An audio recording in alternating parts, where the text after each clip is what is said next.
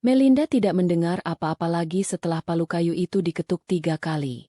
Suaranya menggema di ruangan yang dingin dan senyap. Terasa seperti dentuman lonceng kematian bagi hidup yang pernah ia kenal. Ia menatap kosong ke arah meja hakim yang tinggi, tempat seorang pria parubaya dengan wajah lelah baru saja meresmikan akhir dari segalanya. 14 tahun pernikahan, seorang putri yang menjadi napasnya, sebuah rumah yang ia rawat setiap sudutnya, kini lenyap tak bersisa, direnggut oleh kalimat-kalimat formal yang dibacakan tanpa emosi. Di seberangnya, Damar duduk dengan punggung tegap. Mantan suaminya itu tidak menatapnya. Ia justru sedikit menoleh ke samping, ke arah perempuan yang duduk di sebelahnya. Fania, perempuan muda dengan riasan sempurna dan gaun yang harganya mungkin bisa membayar sewa kontrakan selama setahun. Melinda melihat senyum tipis yang terukir di bibir Fania, senyum kemenangan yang tersembunyi di balik ekspresi pura-pura prihatin. Damar mengulurkan tangan di bawah meja, dan Melinda tahu, tanpa perlu melihat, pria itu sedang menggenggam jemari Fania, merayakan kemenangannya. Hakim telah memutuskan. Perceraian mereka sah. Seluruh aset bersama, termasuk rumah, mobil, dan seluruh isi rekening bank, jatuh ke tangan Damar. Alasannya? Damar, melalui pengacaranya yang lihai, berhasil membuktikan bahwa semua kekayaan itu adalah hasil jerih payahnya sendiri, sementara Melinda hanyalah seorang ibu rumah tangga yang tidak memberikan kontribusi finansial.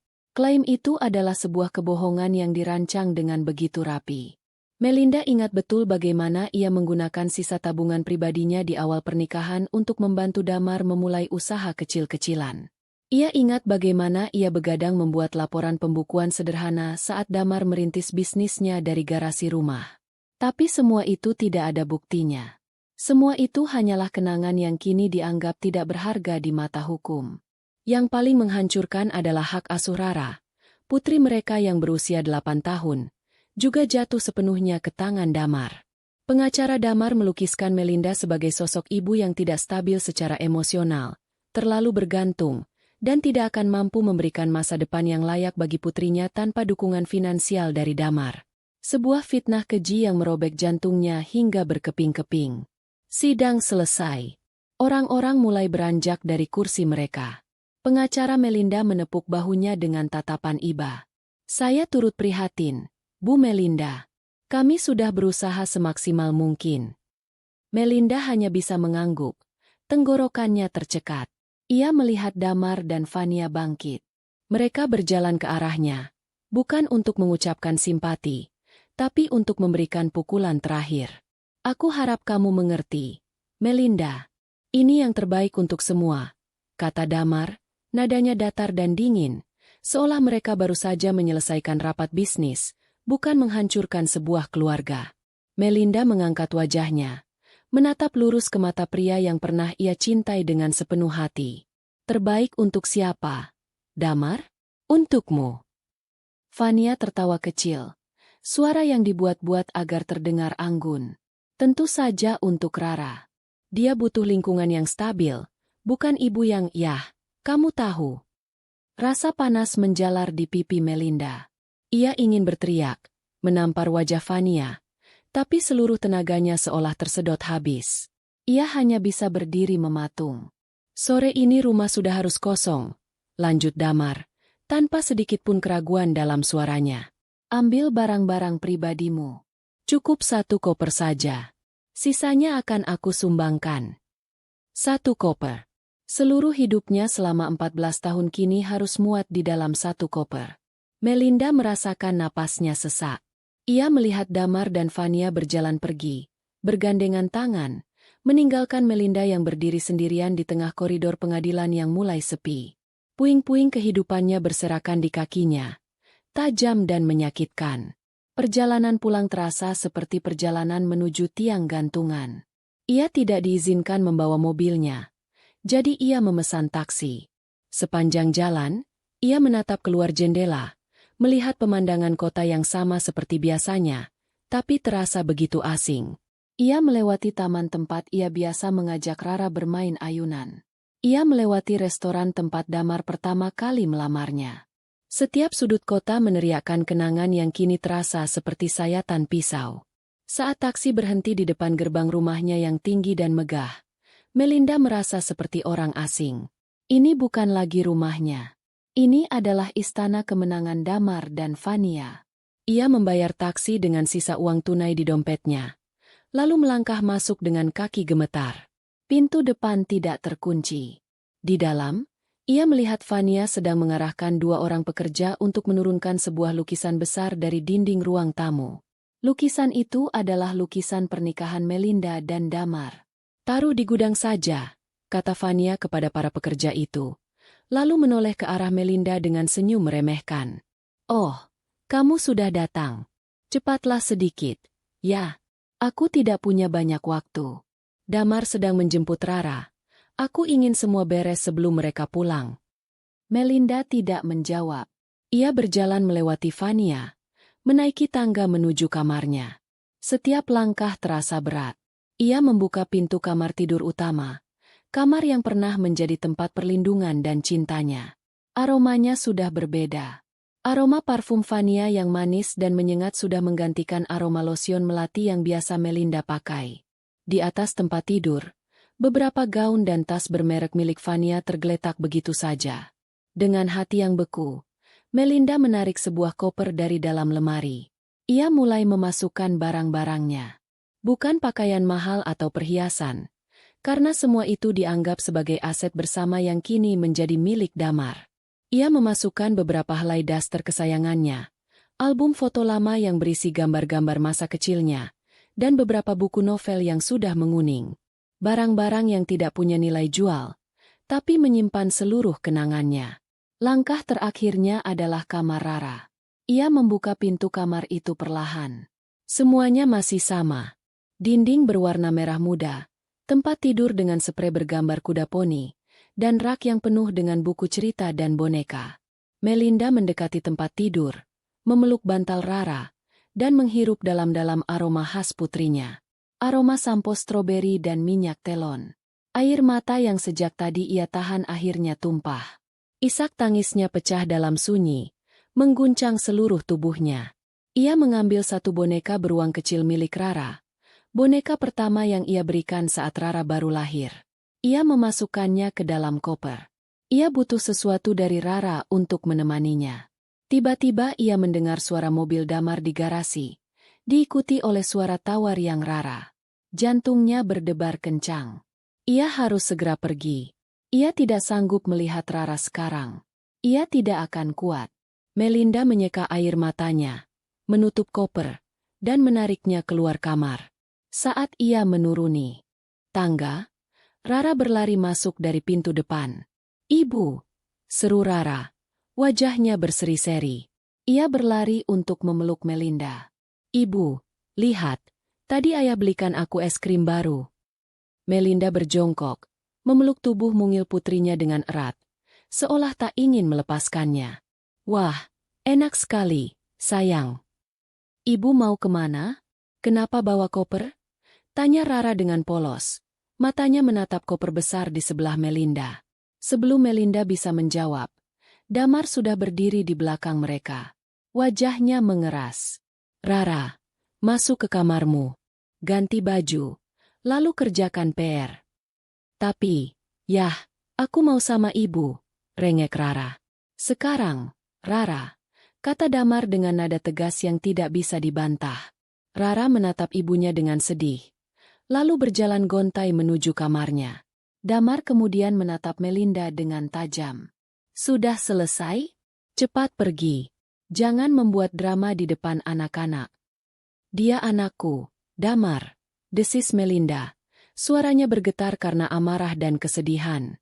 "Dia anakku sekarang. Sepenuhnya," balas Damar dingin. "Pergilah.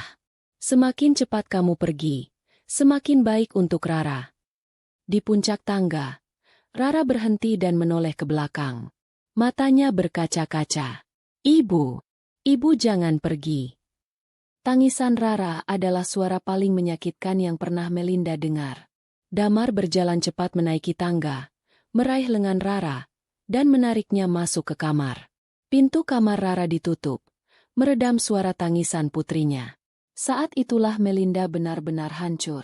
Kakinya lemas. Ia bersandar pada kopernya, satu-satunya miliknya yang tersisa di dunia ini. Fania memperhatikannya dari sofa dengan tatapan puas. Dengan sisa tenaga yang ia miliki, Melinda bangkit. Ia menarik kopernya, berjalan terseok-seok menuju pintu depan, dan melangkah keluar dari rumah itu untuk terakhir kalinya. Pintu di belakangnya tertutup dengan bunyi klik yang final.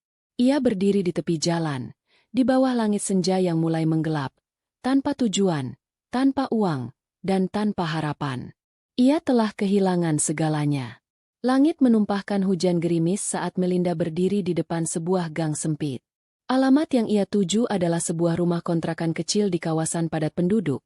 Sangat jauh berbeda dari kompleks perumahan mewah tempat ia tinggal selama bertahun-tahun. Hanya ada satu orang yang bisa ia datangi dalam kondisi seperti ini. Hana. Sahabatnya sejak bangku SMA. Satu-satunya orang yang tidak pernah menghakiminya. Ia menarik kopernya melewati jalan becek, mencari nomor rumah yang tertulis di secari kertas kumal. Akhirnya, ia menemukannya. Rumah petak sederhana dengan cat biru yang mulai pudar. Ia menarik napas dalam-dalam, mengumpulkan keberanian, lalu mengetuk pintu. Tak lama kemudian, pintu terbuka. Sosok Hana muncul dengan daster dan rambut yang diikat seadanya. Matanya melebar karena terkejut melihat Melinda berdiri di depannya, basah kuyup, dengan wajah pucat dan mata bengkak. Melinda? Astaga! Hana langsung menariknya masuk. Tidak peduli lantai rumahnya menjadi basah. Ia memeluk sahabatnya dengan erat. Apa yang terjadi? Kenapa kamu seperti ini? Di dalam pelukan hangat Hana, pertahanan terakhir Melinda runtuh. Ia menangis sejadi-jadinya, mengeluarkan semua rasa sakit, kehilangan, dan keputusasaan yang menyesakkan dadanya. Hana tidak berkata apa-apa lagi. Ia hanya mengelus punggung Melinda, membiarkan sahabatnya meluapkan segalanya. Setelah tangis Melinda mereda, Hana menuntunnya untuk duduk di sofa tua di ruang tamunya. Ia membuatkan teh hangat dan mengambilkan handuk kering. Sekarang, ceritakan pelan-pelan, katanya dengan lembut. Melinda menceritakan semuanya. Tentang sidang, tentang vonis hakim yang tidak adil, tentang Damar dan Fania, dan tentang bagaimana ia diusir dari rumahnya sendiri, terpisah dari Rara. Hana mendengarkan dengan tangan terkepal. Wajahnya memerah karena marah. Bajingan. Pria itu benar-benar iblis. Umpat Hana. Dan Fania, perempuan ular itu. Aku sudah bilang dari dulu. Jangan terlalu percaya pada suamimu itu, Mel. Dia terlalu licik. Aku tidak punya apa-apa lagi, Han. Aku tidak tahu harus kemana. Bisik Melinda, suaranya serak. Kamu punya aku, sahut Hana tegas. Kamu akan tinggal di sini. Jangan khawatir. Rumahku memang kecil, tapi selalu ada tempat untukmu. Kita akan pikirkan langkah selanjutnya besok. Malam ini, kamu harus istirahat. Hana menyiapkan kamar tamu kecil di belakang, yang lebih mirip gudang yang disulap menjadi kamar. Hanya ada kasur lantai tipis dan sebuah lemari plastik. Tapi bagi Melinda, tempat itu terasa seperti surga teraman di dunia. Malam itu, ia mencoba tidur, namun bayangan wajah Rara yang menangis terus menghantuinya. Setiap kali ia memejamkan mata, ia mendengar panggilan putrinya. Tidurnya gelisah, dipenuhi mimpi buruk. Hari-hari berikutnya berlalu dalam kabut kesedihan. Melinda lebih banyak diam, melamun. Ia kehilangan selera makan, tubuhnya terasa lemas. Ia seperti cangkang kosong yang ditinggalkan isinya. Hana tidak pernah memaksanya. Ia hanya memastikan ada makanan di meja, ada teh hangat di pagi hari, dan ia selalu ada di sana jika Melinda ingin bicara atau sekadar menangis di bahunya. Hana bekerja sebagai admin di sebuah perusahaan garmen. Jadi ia harus pergi di pagi hari dan baru pulang saat sore. Waktu-waktu sendirian di rumah kontrakan itu adalah saat yang paling berat bagi Melinda. Kesunyian memberinya terlalu banyak ruang untuk berpikir, untuk meratapi nasibnya. Ia merasa gagal sebagai seorang ibu, sebagai seorang istri, sebagai seorang perempuan. Damar telah berhasil membuatnya percaya bahwa ia tidak berharga, tidak mampu, dan tidak pantas mendapatkan apapun. Pada hari kelima, saat Hana sedang bekerja, Melinda memutuskan untuk melakukan sesuatu. Ia tidak bisa terus-menerus terpuruk seperti ini. Ia harus bangkit, setidaknya demi Rara. Ia harus mencari cara untuk bisa bertemu dengan putrinya lagi. Tapi bagaimana? Ia tidak punya uang, tidak punya pekerjaan, tidak punya kekuatan apapun untuk melawan Damar. Dalam keputusasaan, matanya tertuju pada satu-satunya barang berharga yang ia bawa dari rumah itu, selain koper pakaiannya. Sebuah kotak kayu jati berukuran sedang, peninggalan almarhumah ibunya. Kotak itu sudah bertahun-tahun ia simpan di dalam lemari. Tidak pernah ia buka lagi sejak ibunya meninggal dunia 3 tahun lalu. Ia menarik kotak itu dari bawah tempat tidur. Debu tipis menyelimutinya. Ia mengusapnya perlahan. Ukiran bunga melati ditutupnya masih terasa jelas di ujung jarinya. Ibunya adalah seorang perempuan sederhana, seorang penjahit rumahan yang membesarkannya seorang diri. Melinda tidak pernah tahu ibunya punya harta benda berharga. Kotak ini biasanya hanya berisi kain-kain perca, benang, dan peralatan jahit tua. Ia duduk di lantai, meletakkan kotak itu di pangkuannya. Terlintas di benaknya kenangan terakhir bersama sang ibu di rumah sakit. Ibunya yang sudah sangat lemah, menggenggam tangannya dan berbisik, "Jaga kotak itu baik-baik, Enduk. Semua yang ibu punya ada di sana. Buka hanya saat kamu benar-benar membutuhkannya." Saat itu, Melinda mengira ibunya hanya bicara melantur karena pengaruh obat. Ia pikir, semua yang ibu punya hanyalah kenangan dan cinta yang tercurah dalam barang-barang sederhana di dalam kotak itu. Tapi sekarang, apakah sekarang adalah saat yang dimaksud ibunya? Ia menatap sekeliling kamar sempit itu, memikirkan Rara, memikirkan hidupnya yang hancur. Ya, tidak ada waktu yang lebih tepat dari sekarang. Ia benar-benar membutuhkannya.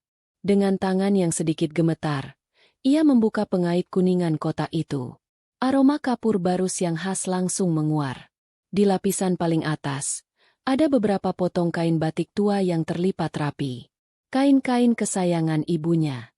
Melinda mengangkatnya satu persatu, meletakkannya di samping. Di bawah tumpukan kain itu, ada beberapa gulung benang, sebuah gunting jahit tua, dan sebuah kantong kain kecil berisi kancing-kancing. Semua seperti yang ia ingat. Ia hampir menyerah, berpikir bahwa memang tidak ada apa-apa di sana. Tapi saat ia hendak menutupnya kembali, tangannya menyentuh sesuatu yang keras dan dingin di dasar kotak. Jantungnya berdebar. Ia menyingkirkan semua sisa barang, dan matanya terpaku pada benda itu. Sebuah brankas. Brankas baja kecil berwarna hitam. Ukurannya tidak lebih besar dari kamus tebal. Brankas itu terlihat tua dan sedikit berkarat di beberapa sisinya. Bagaimana bisa benda seperti ini ada di sini?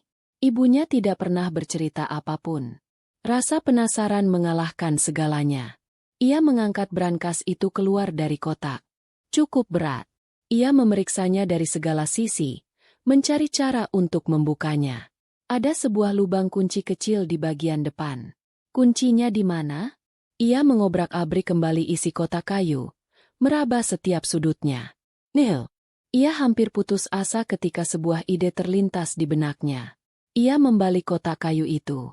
Dan benar saja. Di bagian bawah, tertempel selotip yang sudah kusam, ada sebuah kunci kecil yang berkarat, tersembunyi dengan sangat rapi. Tangannya gemetar hebat saat ia melepaskan kunci itu dari selotip. Napasnya tertahan. Ia berlutut di depan brankas yang tergeletak di lantai. Ini terasa begitu surreal. Antara harapan dan ketakutan, ia memasukkan kunci itu ke dalam lubangnya.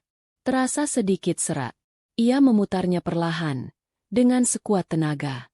Terdengar bunyi, klik, yang keras, memecah kesunyian di dalam kamar. Pintu brankas itu terbuka sedikit. Melinda menelan ludah. Jantungnya berdegup begitu kencang seolah akan melompat keluar dari dadanya. Perlahan, dengan ujung jari yang dingin, ia menarik pintu brankas itu hingga terbuka sepenuhnya. Ia menunduk, mengintip isinya. Dan apa yang ia lihat di dalamnya membuatnya syok, membuat seluruh tubuhnya gemetar tak percaya. Bukan perhiasan. Bukan tumpukan uang tunai seperti yang sering ia lihat di film-film. Isi brankas itu jauh lebih mengejutkan, lebih membingungkan, dan lebih mengguncang dunianya daripada emas permata manapun. Matanya terpaku pada setumpuk dokumen yang terikat rapi dengan pita kain yang sudah usang. Di atas tumpukan itu, tergeletak sebuah buku harian bersampul kulit coklat yang sudah lapuk. Napas Melinda tercekat di tenggorokan.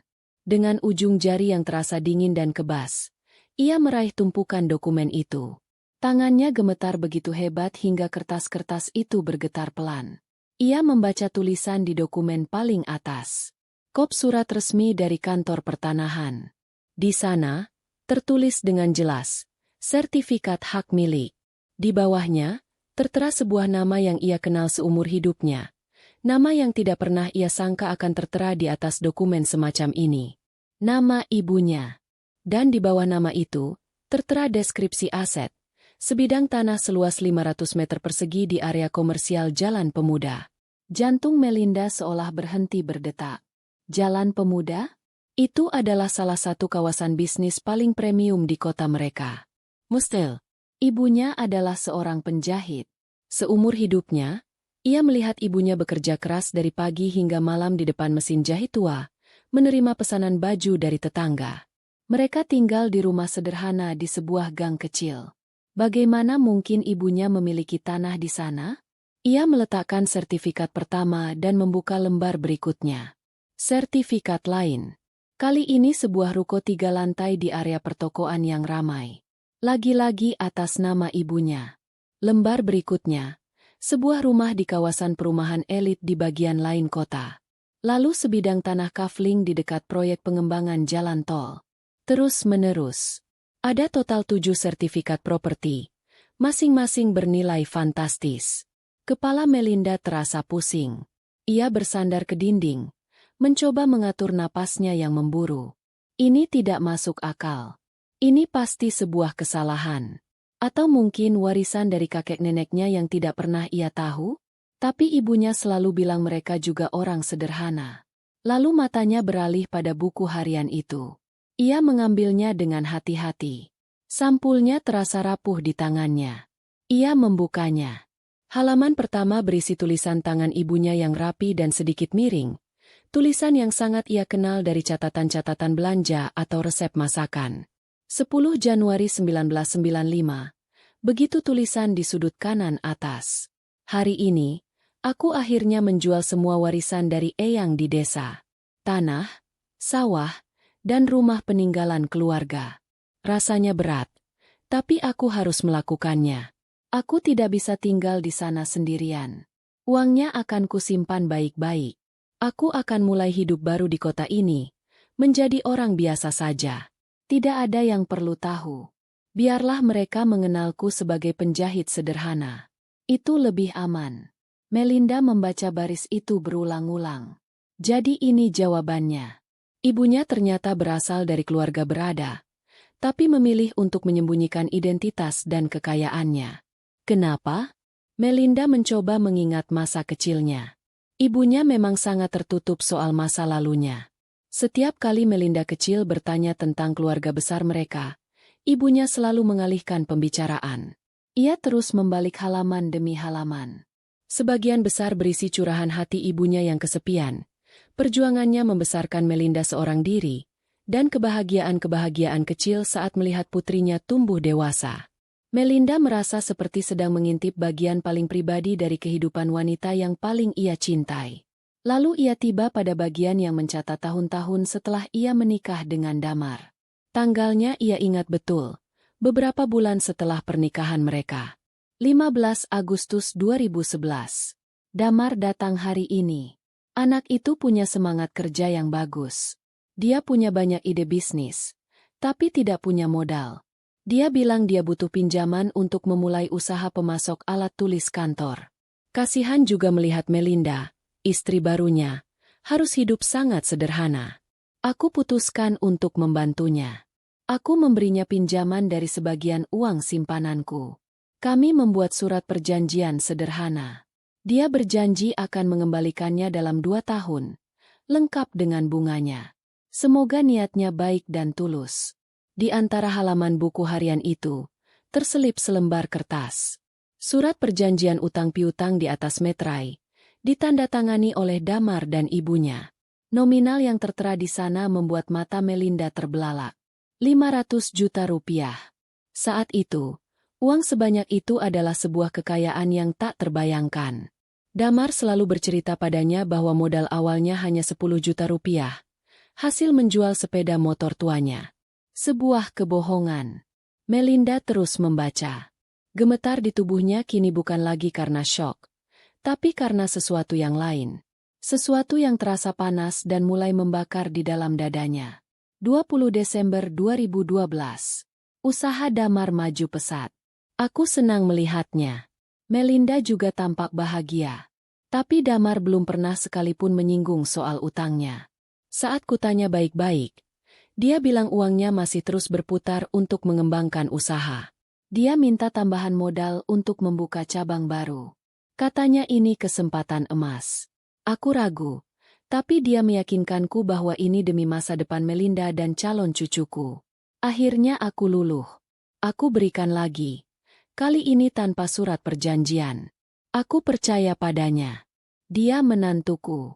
Melinda mencengkeram buku harian itu erat-erat.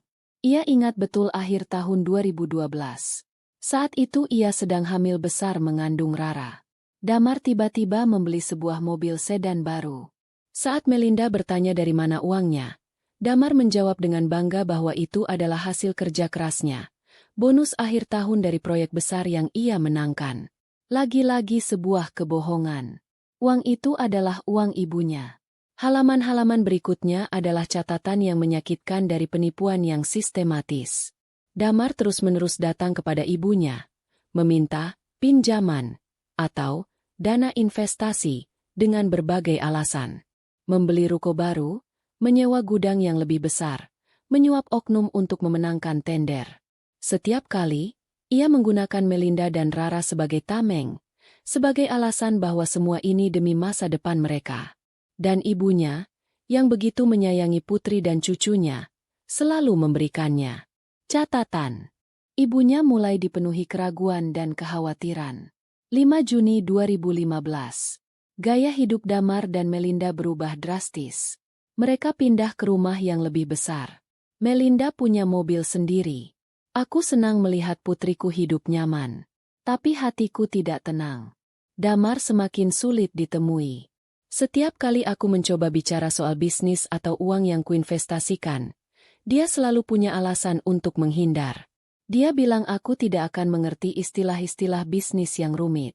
Dia bilang, "Ibu tenang saja, semuanya aman di tangan Damar. Anggap saja ini tabungan ibu untuk hari tua." Tabungan hari tua. Melinda merasakan mual yang hebat. Ia teringat percakapan itu. Ia ada di sana saat ibunya bertanya. Dan ia, dengan bodohnya, ikut membela Damar. "Sudahlah, Bu. Damar kan lebih tahu soal bisnis. Ibu percaya saja padanya." Begitu katanya waktu itu. Ia merasa begitu bodoh, begitu naif. Pukulan terakhir datang dari beberapa halaman terakhir sebelum ibunya jatuh sakit. Di sana, terselip beberapa bukti transfer bank dan fotokopi kwitansi. 11 Maret 2021. Hari ini Damar datang membawakanku beberapa lembar dokumen. Dia bilang ini untuk keperluan pajak dan administrasi perusahaannya. Dia butuh aku menandatanganinya sebagai saksi atau semacamnya. Mataku sudah tidak begitu awas, dan aku percaya penuh padanya. Aku tanda tangan saja di tempat yang ia tunjukkan. Setelah dia pergi, perasaanku tidak enak, tapi aku menepisnya. Tidak mungkin Damar menipu ibu mertuanya sendiri. Melinda menatap lembaran fotokopi di tangannya. Itu adalah surat kuasa. Surat kuasa yang isinya memberikan hak penuh kepada Damar untuk mengelola beberapa aset atas nama ibunya, termasuk ruko di pusat pertokoan itu. Dengan surat kuasa itulah Damar bisa menyewakan ruko itu dan mengambil semua uangnya. Sementara ibunya tidak pernah menerima sepeser pun hasilnya. Gemetar di tubuh Melinda berhenti total. Rasa dingin karena syok telah menguap, digantikan oleh amarah yang membara. Amarah yang begitu pekat hingga membuatnya sulit bernapas. Semua menjadi jelas sekarang. Kekayaan Damar.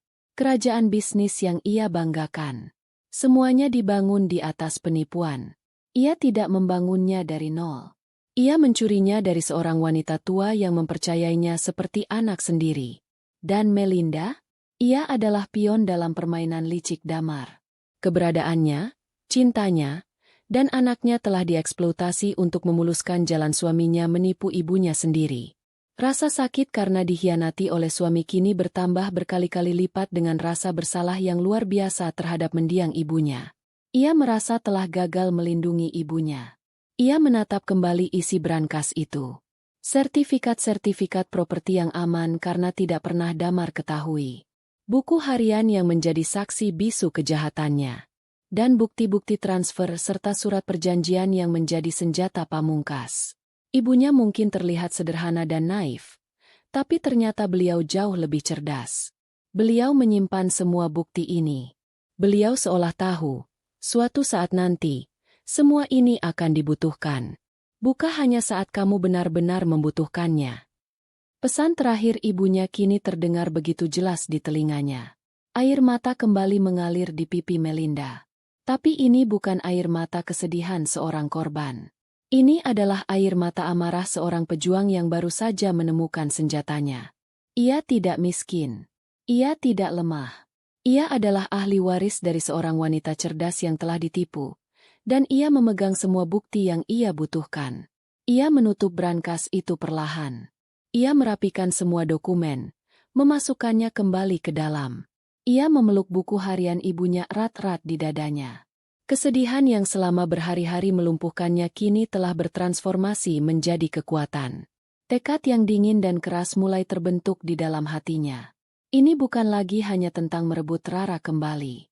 Ini adalah tentang menuntut keadilan. Untuk dirinya, dan terutama, untuk ibunya. Damar telah mengambil segalanya darinya. Tapi ia telah melakukan satu kesalahan fatal. Ia meremehkan warisan terakhir dari seorang ibu untuk putrinya.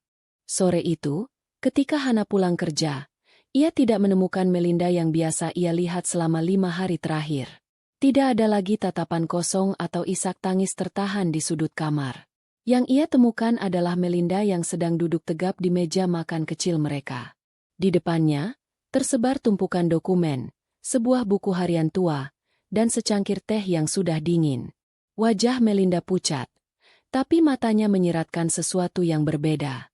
Ada kobaran api di sana, sesuatu yang intens dan fokus. "Mel, kamu tidak apa-apa?" tanya Hana hati-hati, meletakkan tas kerjanya di kursi. Melinda mengangkat kepalanya, menatap lurus ke mata sahabatnya. "Aku tidak apa-apa, Han. Aku justru baru benar-benar sadar sekarang." Suara Melinda terdengar tenang. Tapi ada getaran kuat di baliknya. Tanpa banyak bicara, ia menunjuk ke arah tumpukan dokumen di atas meja. "Lihat ini." Hana menarik kursi dan duduk di hadapan Melinda. Ia mengambil sertifikat yang berada di paling atas. Matanya membelalak. "Sertifikat tanah? Atas nama ibumu? Di Jalan Pemuda." Ia mengambil dokumen lain, lalu yang lain. Ekspresi kebingungan di wajahnya semakin menjadi. "Mel, ini apa? Dari mana semua ini?" "Dari brankas peninggalan ibu," jawab Melinda. "Brankas yang selama ini tersembunyi di dasar kotak kayunya." Selama hampir 1 jam berikutnya, Melinda menceritakan semuanya. Ia menunjukkan setiap sertifikat, setiap bukti transfer, dan yang terpenting, ia membacakan bagian-bagian krusial dari buku harian ibunya. Hana mendengarkan dalam diam. Rahangnya mengeras. Tangannya terkepal di atas meja. Setiap kalimat yang dibacakan Melinda seolah menjadi bahan bakar yang menyulut kemarahan di dalam diri Hana. Ketika Melinda selesai, keheningan menyelimuti ruang makan sempit itu.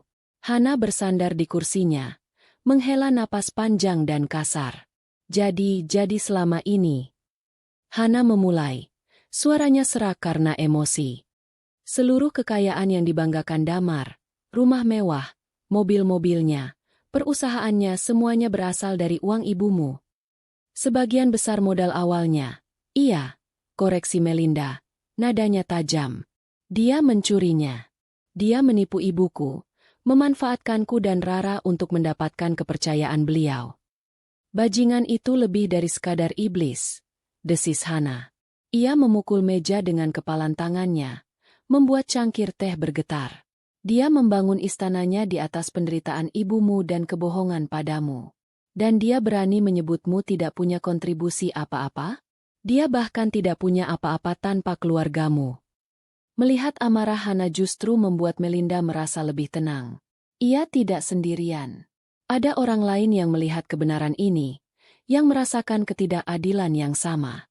Aku bodoh sekali, Han, kata Melinda lirih. Rasa bersalah kembali menyelinap. Aku ada di sana. Aku melihat semuanya. Tapi aku tidak sadar. Aku malah membelanya di depan ibuku. Jangan salahkan dirimu. Potong Hana cepat. Kamu mencintainya. Kamu percaya padanya. Itu bukan kebodohan. Itu ketulusan. Dialah yang jahat karena menyalahgunakan ketulusanmu dan ibumu. Sekarang bukan waktunya untuk menyesal. Sekarang waktunya untuk membalas. Tatapan Hana bertemu dengan Melinda. Apa rencanamu? Aku akan mengambil kembali semuanya, jawab Melinda. Suaranya mantap, tanpa keraguan sedikit pun. Setiap rupiah milik ibuku. Dan yang terpenting, aku akan mengambil Rara kembali. Hana mengangguk. Senyum tipis yang keras terukir di bibirnya. Bagus. Aku suka semangat itu. Tapi kita tidak bisa gegabah. Damar itu licik. Dia punya pengacara hebat. Kita harus punya strategi. Malam itu, dapur kecil Hana berubah menjadi markas perang. Mereka menyebar semua dokumen di atas lantai. Sertifikat, surat perjanjian, bukti transfer, fotokopi surat kuasa. Lalu, dengan buku harian Ibu Melinda sebagai pemandu utama, mereka mulai menyusun kepingan puzzle itu menjadi sebuah gambaran utuh. Oke, lihat ini, kata Hana, menunjuk pada sebuah entry di buku harian dan selembar bukti transfer. Tanggal 15 Agustus 2011, ibumu mentransfer 500 juta. 3 bulan kemudian, di bulan November, Damar meresmikan kantor pertamanya. Ingat, Mel? Waktu itu dia bilang dia dapat pinjaman lunak dari bank. Melinda mengangguk. Aku ingat. Dia bahkan mengadakan syukuran kecil. Lalu ini, Hana menunjuk lagi. Desember 2012. Ibumu memberikan pinjaman lagi, tanpa surat perjanjian.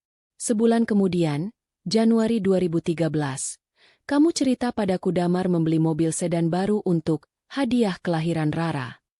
Mereka terus melakukannya selama berjam-jam. Mencocokkan setiap catatan di buku harian dengan peristiwa yang Melinda ingat. Pembelian ruko, perluasan gudang, perjalanan bisnis mewah ke luar negeri. Semuanya sinkron.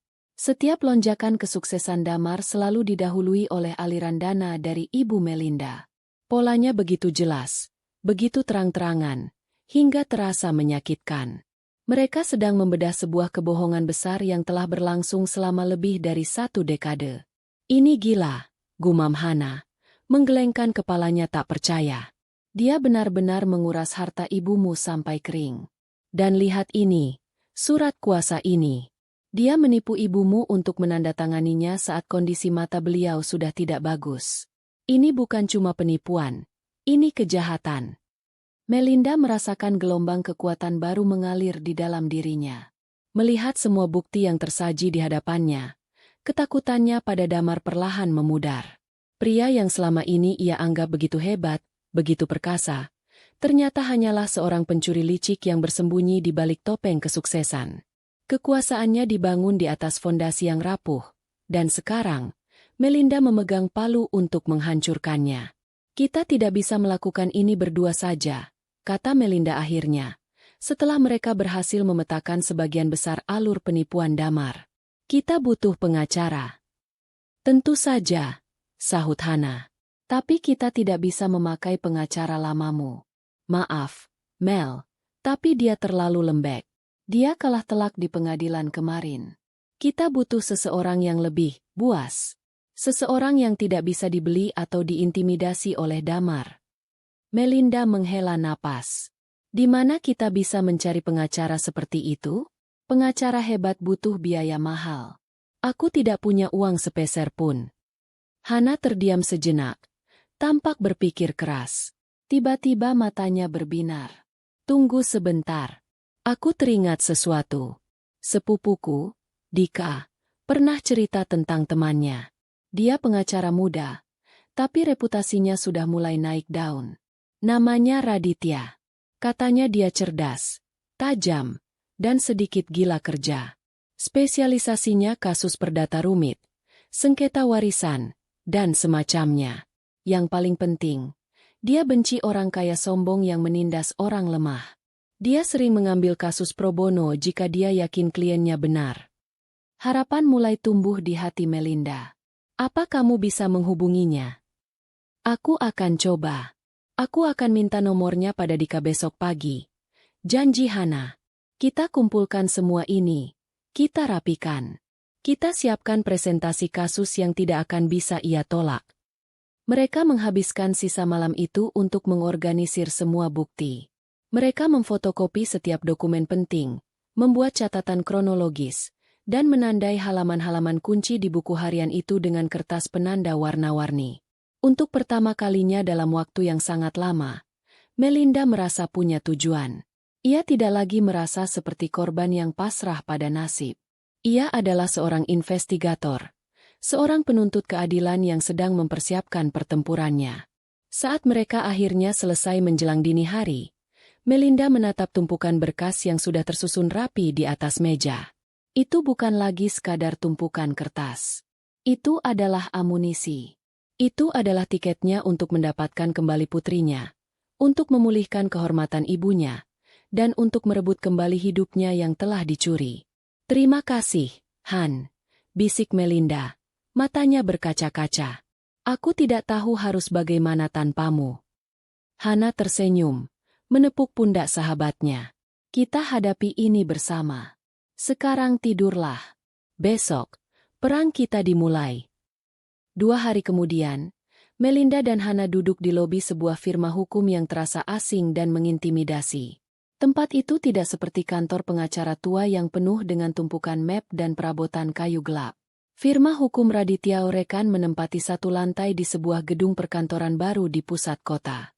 Desainnya minimalis, didominasi warna putih dan abu-abu, dengan perabotan modern dan jendela-jendela besar yang menyuguhkan pemandangan kota. Semua orang yang berlalu lalang tampak muda, energik, dan sangat sibuk.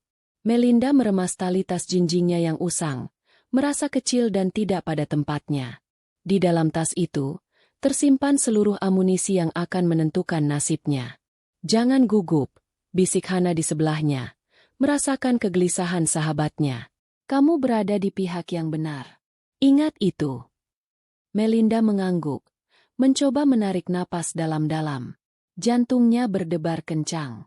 Setelah Hana berhasil mendapatkan nomor telepon Raditya dari sepupunya, mereka berhasil membuat janji temu. Prosesnya tidak mudah. Sekretarisnya terdengar sangat profesional dan jadwal pengacara itu tampaknya sangat padat. Hana harus sedikit memaksa, menyebutkan bahwa kasus ini bersifat mendesak dan melibatkan penipuan aset dalam jumlah besar. Akhirnya, mereka diberi slot waktu 30 menit di sela-sela jadwal persidangannya. 30 menit untuk meyakinkan seseorang agar mau memperjuangkan hidupnya. Seorang wanita muda memanggil nama Melinda, lalu mengantar mereka menyusuri koridor berdinding kaca menuju sebuah ruangan di sudut. Ruangan Raditya tidak terlalu besar, tapi tertata dengan sangat efisien. Satu dinding penuh dengan rak buku yang berisi buku-buku hukum tebal. Meja kerjanya bersih. Hanya ada laptop, beberapa tumpukan dokumen yang tersusun rapi, dan sebuah bingkai foto kecil yang menghadap ke arahnya. Raditya bangkit dari kursinya untuk menyambut mereka. Ia tidak seperti yang Melinda bayangkan. Ia masih sangat muda, mungkin baru awal 30-an. Perawakannya tinggi dan ramping. Ia mengenakan kemeja putih yang lengannya digulung rapi hingga ke siku, memperlihatkan jam tangan sederhana namun elegan. Rambutnya disisir rapi, dan matanya di balik kacamata berbingkai tipis tampak tajam dan cerdas. Tidak ada senyum basa-basi di wajahnya, hanya ekspresi fokus dan profesional. Selamat siang, Ibu Melinda, Ibu Hana. Silakan duduk, katanya. Suaranya tenang dan jelas. Sekretaris saya bilang ada hal mendesak yang ingin dibicarakan. Waktu saya tidak banyak, jadi mari kita langsung ke intinya. Sikapnya yang lugas dan sedikit terburu-buru membuat nyali Melinda semakin menciut. Ia duduk di kursi di hadapan Raditya, sementara Hana duduk di sebelahnya, memberikan dukungan dalam diam. Baik, Pak Raditya. Terima kasih atas waktunya. Melinda memulai. Suaranya sedikit bergetar. Ia meletakkan tasnya di pangkuan dan mulai mengeluarkan isinya. Pertama, ia mengeluarkan buku harian ibunya. Ini adalah peninggalan almarhumah ibu saya. Raditya melirik buku tua itu sekilas. Ekspresinya tidak berubah. Mungkin ia mengira ini hanyalah kasus sengketa warisan biasa yang dipenuhi drama keluarga. Melinda melanjutkan, suaranya perlahan menjadi lebih stabil saat ia mulai menceritakan kisahnya. Ia tidak memulai dari perceraiannya, tapi dari awal mula penipuan itu. Ia menceritakan tentang bagaimana ibunya, seorang penjahit sederhana, ternyata memiliki warisan yang disembunyikan. Ia menceritakan tentang pinjaman modal pertama yang diberikan ibunya kepada Damar, menantunya saat itu. Mantan suami saya, Damar, selalu berkata pada saya bahwa ia memulai bisnisnya dari nol. Jelas Melinda, membuka buku harian itu ke halaman yang sudah ia tandai. Tapi di sini, ibu saya mencatat bahwa beliau memberinya pinjaman sebesar 500 juta rupiah sebagai modal awal. Ia mendorong buku harian itu ke seberang meja.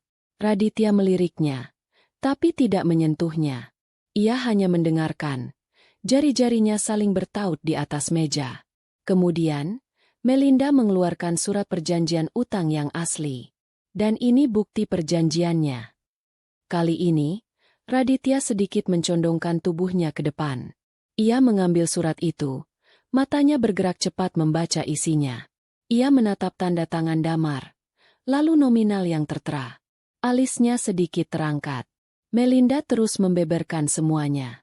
Ia mengeluarkan bukti transfer, fotokopi surat kuasa, dan sertifikat-sertifikat properti milik ibunya yang tidak pernah diketahui Damar. Ia menyusunnya satu persatu di atas meja, mengubah permukaan meja kerja yang rapi itu menjadi hamparan bukti kejahatan. Dengan bantuan Hana, ia menjelaskan kronologinya, mencocokkan setiap catatan di buku harian dengan bukti fisik yang mereka miliki. Raditya yang tadinya hanya mendengarkan dengan sopan, kini benar-benar fokus. Ia mengambil setiap dokumen, memeriksanya dengan teliti. Ia membolak-balik halaman buku harian, membandingkan tanggal dan tulisan tangan. Ia mengambil fotokopi surat kuasa, membacanya di bawah lampu mejanya, memperhatikan tanda tangan Ibu Melinda. Ekspresi wajahnya berubah. Sikap profesional yang dingin perlahan terkikis, digantikan oleh minat yang tajam. Ia melepas kacamatanya, memijat pangkal hidungnya, lalu menatap Melinda dengan sorot mata yang sama sekali berbeda dari 30 menit yang lalu. Ibu Melinda, katanya, nadanya kini terdengar serius dan penuh perhatian. Ini bukan sekadar kasus utang piutang biasa. Ini adalah penipuan yang terencana, sistematis, dan dilakukan selama bertahun-tahun. Ini penggelapan aset, pemalsuan dokumen, dan penyalahgunaan kepercayaan. Skalanya sangat besar. Mendengar konfirmasi dari seorang ahli hukum membuat beban di pundak Melinda terasa sedikit terangkat.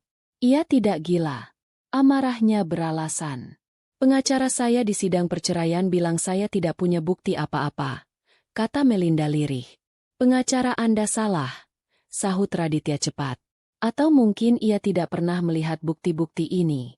Buku harian ini, jika bisa diverifikasi keaslian tulisan tangannya, bisa menjadi bukti pendukung yang sangat kuat untuk menunjukkan niat dan modus operandi. Tapi yang terpenting adalah ini. Ia mengetuk surat perjanjian utang dan surat kuasa. Ini adalah senjata utama kita. Terutama surat kuasa ini. Kita bisa berargumen bahwa mantan suami Anda mendapatkan tanda tangan ini dengan cara menipu, memanfaatkan kondisi kesehatan dan usia ibu Anda saat itu. Ini adalah tindak pidana.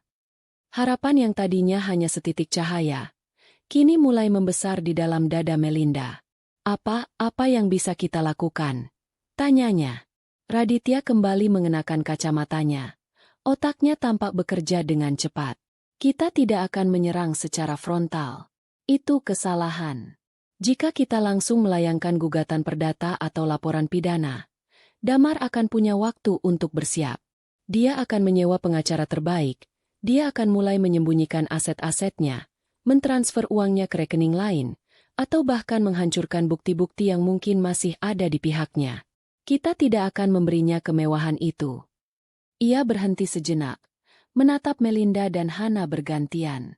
Kita akan memulai badai ini dalam senyap. Apa maksudnya? Tanya Hana.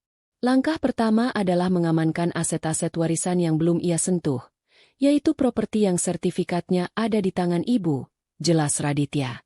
Tim saya akan segera mendaftarkan sengketa atas properti-properti tersebut agar tidak bisa dijual atau dialihkan. Langkah kedua, dan ini yang paling penting, kita akan mengajukan permohonan ke pengadilan untuk membekukan sementara beberapa rekening bank milik Damar yang bisa kita buktikan memiliki aliran dana yang terhubung dengan penipuan ini. Kita akan gunakan bukti transfer dari ibu Anda sebagai dasar permohonan. Ini akan menjadi pukulan kejutan. Melinda membayangkan wajah Damar saat kartu kreditnya ditolak, atau saat ia tidak bisa menarik uang dari rekeningnya. Sebuah senyum tipis yang getir terukir di bibirnya. Setelah kita melumpuhkan sebagian kekuatan finansialnya dan membuatnya panik, lanjut Raditya, semangatnya terlihat jelas. Barulah kita melayangkan somasi resmi. Kita akan menempatkannya dalam posisi yang lemah, bingung, dan tertekan. Saat itulah kita punya kekuatan tawar yang lebih besar, baik untuk penyelesaian di luar pengadilan maupun untuk pertarungan di persidangan. Ia bersandar di kursinya. Ini akan menjadi pertarungan yang panjang dan melelahkan, Ibu Melinda. Damar akan melawan dengan segala cara. Tapi melihat bukti-bukti yang Ibu bawa hari ini, saya bisa katakan kita punya peluang menang yang sangat besar. Melinda merasakan air matanya menggenang. Ini adalah kata-kata yang sangat ingin ia dengar. Tapi, Pak. Melinda ragu-ragu.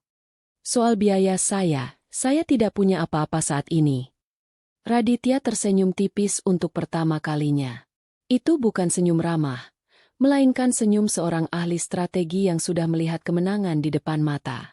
Jangan khawatirkan soal itu dulu, katanya. Kasus seperti ini, dengan nilai sengketa aset yang begitu besar, biasanya bisa diatur dengan skema success fee. Artinya, firma kami akan mendapatkan persentase dari nilai aset yang berhasil kita menangkan kembali untuk Ibu. Saya yakin dengan kasus ini. Anggap saja ini investasi dari pihak kami. Sekarang yang saya butuhkan dari Ibu adalah surat kuasa untuk bertindak atas nama Ibu. Dan semua informasi sekecil apapun yang Ibu ingat tentang bisnis dan keuangan Damar. Nomor rekening, nama kolega, apa saja. Semakin banyak amunisi yang kita punya, semakin besar ledakan yang bisa kita ciptakan. Saat Melinda dan Hana berjalan keluar dari gedung perkantoran itu, matahari sore terasa hangat di kulit mereka.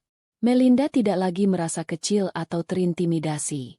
Ia merasa seperti baru saja merekrut seorang jenderal untuk memimpin pasukannya. Ia menatap gedung-gedung pencakar langit di sekitarnya. Gedung-gedung yang menjadi simbol kekuasaan dan kekayaan seperti milik Damar. Dulu ia menatapnya dengan perasaan rendah diri. Sekarang, ia menatapnya dengan tatapan seorang penantang.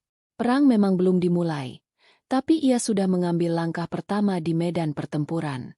Dan untuk pertama kalinya, ia merasa punya kesempatan untuk menang. 3 minggu telah berlalu sejak pertemuan dengan Raditya. Bagi Melinda, itu adalah 3 minggu yang penuh dengan penantian yang menegangkan. Ia dan Hana sibuk membantu tim Raditya, memberikan semua informasi yang mereka butuhkan. Melinda harus menggali ingatannya dalam-dalam, mencoba mengingat nama-nama bank yang pernah Damar sebutkan, nama perusahaan cangkang yang mungkin ia gunakan, apa saja yang bisa menjadi petunjuk. Sementara itu, tim hukum Raditya bekerja dalam senyap, mempersiapkan semua dokumen dan permohonan hukum. Raditya melarang Melinda untuk mencoba menghubungi Rara atau melakukan kontak apapun dengan pihak Damar. Kita harus menjadi hantu sampai waktunya tiba, begitu pesannya.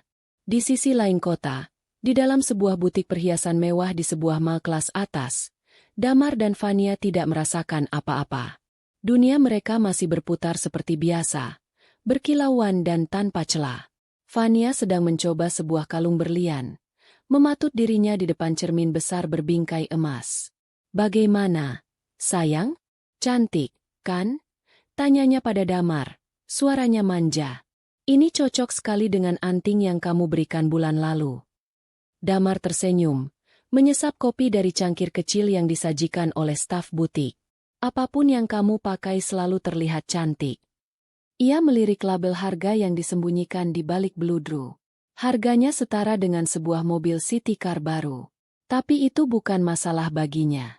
Uang terus mengalir. Sebuah proyek pengadaan besar baru saja ia menangkan. Hidup terasa sempurna. "Baiklah, kami ambil yang ini," kata Damar kepada manajer butik yang berdiri siap melayani. "Pilihan yang sangat tepat, Pak Damar," puji sang manajer. Ia memberi isyarat kepada stafnya untuk menyiapkan kotak dan dokumen. Damar mengeluarkan kartu kredit utamanya, sebuah kartu platinum berwarna hitam yang selalu ia banggakan, dari dompet kulitnya. Ia menyerahkannya kepada kasir dengan gerakan santai. Ini adalah ritual yang ia nikmati, sebuah penegasan atas status dan kesuksesannya. Kasir menggesek kartu itu. Mesin EDC berbunyi, tapi kemudian layarnya menampilkan tulisan yang tidak seharusnya ada di sana. "Transaction declined." Kasir itu tampak sedikit gugup. "Mohon maaf, Pak. Sepertinya ada gangguan jaringan. Boleh saya coba sekali lagi?" Damar mengernyitkan dahi, sedikit terusik. "Ya, coba saja." Kartu digesek lagi. Hasilnya sama. "Declined." "Ada apa ini?" tanya Fania. Senyum di wajahnya memudar. Beberapa pengunjung lain di butik itu mulai melirik ke arah mereka. Situasi ini mulai terasa memalukan. "Mungkin limit kartunya, Pak?" Si kasir mencoba memberikan solusi. Suaranya ragu-ragu. Wajah Damar memerah. "Limit? Kartu ini tidak punya limit," desisnya, merasa egonya terluka. Ia menarik kartu itu kembali dengan kasar. "Biar saya pakai kartu lain." Ia mengeluarkan kartu lain dari bank yang berbeda, kartu yang terhubung dengan salah satu rekening perusahaannya. Ia menyerahkannya dengan lebih tegas kali ini. Kartu itu digesek. Dan sekali lagi, pesan yang sama muncul. "Declined." Sekarang bukan lagi sekadar gangguan. Ini adalah masalah. Keringat dingin mulai muncul di pelipis Damar. Manajer butik mendekat dengan ekspresi cemas. "Apakah ada yang bisa kami bantu, Pak?" "Tidak ada masalah. Bank-bank ini sedang payah hari ini," gerutu Damar, mencoba menjaga wibawanya. Ia menatap Fania. "Kita batalkan saja dulu. Nanti aku suruh asistenku yang urus." Ia berjalan keluar dari butik itu dengan langkah cepat, meninggalkan Fania yang harus mengikutinya dengan wajah cemberut dan malu. "Ada apa sebenarnya, Damar?" semprot Fania begitu mereka berada di dalam mobil. "Ini memalukan sekali. Kita ditertawakan oleh semua orang di sana." "Aku tidak tahu. Mungkin memang ada masalah sistem di bank," bentak Damar. Rasa paniknya mulai bercampur dengan amarah. Ia menepikan mobilnya di lobi mall dan langsung menelepon manajer bank pribadinya. "Halo, Rian? Ini saya Damar. Ada masalah apa dengan rekening saya? Semua kartu saya ditolak." Di seberang telepon, suara Rian terdengar hati-hati dan formal, tidak seramah biasanya. "Selamat siang, Pak Damar. Mohon ditunggu sebentar. Saya periksa dulu." Damar menunggu dengan tidak sabar, mengetuk-ngetukkan jarinya di setir mobil. Fania memperhatikannya dengan tatapan menuduh. "Pak Damar." Suara Rian kembali terdengar. "Menurut data kami, ada perintah pembekuan sementara dari pengadilan terhadap 2 rekening atas nama Bapak dan 1 rekening atas nama perusahaan Bapak, PT Jaya Abadi." Dunia Damar seolah berhenti berputar sejenak. "Apa? Pembekuan? Dari pengadilan? Atas dasar apa? Siapa yang melakukannya?" Rentetan pertanyaan keluar dari mulutnya. "Mohon maaf, Pak. Informasi yang kami terima sangat terbatas. Hanya tertera nomor surat perintah dan keterangan, dalam proses sengketa hukum oleh pihak ketiga. Untuk detailnya, kami sarankan Bapak menghubungi penasihat hukum Bapak. Pihak ketiga, sengketa hukum, otak Damar langsung bekerja. Siapa musuhnya? Pesaing bisnis yang ia kalahkan dalam tender terakhir? Atau mungkin kantor pajak yang mulai mengendus sesuatu? Pikirannya melayang ke berbagai kemungkinan, menganalisis setiap transaksi bisnisnya yang sedikit abu-abu. Tapi tak sekalipun, tak sedetik pun, nama Melinda terlintas di benaknya. Baginya, Melinda sudah selesai. Ia adalah masalah dari masa lalu yang sudah ia buang. Seorang wanita lemah yang kini mungkin sedang menangis di sebuah kontrakan kumuh entah di mana. Tidak mungkin Melinda punya kekuatan, apalagi otak, untuk melakukan serangan serumit ini. Sialan! Damar membanting ponselnya ke kursi penumpang. Pasti ada yang mencoba menjatuhkanku. Jadi bagaimana dengan kalungku? Rengek Vania. Gagal memahami gentingnya situasi. Persetan dengan kalungmu, teriak Damar. Membuat Vania terperanjat kaget. Ini masalah serius. Vania, sebagian uang kita dibekukan. Sepanjang perjalanan pulang, suasana di dalam mobil terasa begitu tegang. Damar mencoba mengakses mobile bankingnya. Benar saja. 3 rekening utamanya menunjukkan saldo nol dengan keterangan, diblokir. Untungnya, ia masih punya beberapa rekening lain yang lebih kecil yang masih aktif. Tapi rekening-rekening yang dibekukan adalah jantung dari kerajaannya. Rekening utama yang menerima pembayaran dari proyek-proyek besar. Sesampainya di rumah, kepanikan Damar semakin menjadi. Ia mondar-mandir di ruang kerjanya, mencoba menghubungi pengacaranya yang ternyata sedang berada di luar negeri. Vania mengikutinya, terus bertanya apa yang akan terjadi dengan gaya hidup mereka. Tenanglah, aku akan urus ini, bentak Damar. Lebih untuk meyakinkan dirinya sendiri. Malam itu, untuk menenangkan dirinya dan juga untuk menjaga citranya, Damar melakukan sesuatu yang biasa ia lakukan saat merasa terancam, pamer. Ia membuka media sosialnya, mencari foto liburan mereka di Eropa tahun lalu. Ia mengunggah sebuah foto dirinya dan Vania sedang bersulang sampanye dengan latar belakang Menara Eiffel. Mengenang saat-saat indah. Tak sabar untuk segera kembali ke Paris. Life is good blessed. Tulisnya di keterangan foto. Ia menatap unggahan itu dengan puas. Biarlah musuh-musuhnya melihat. Biarlah mereka tahu bahwa ia tidak tergoyahkan.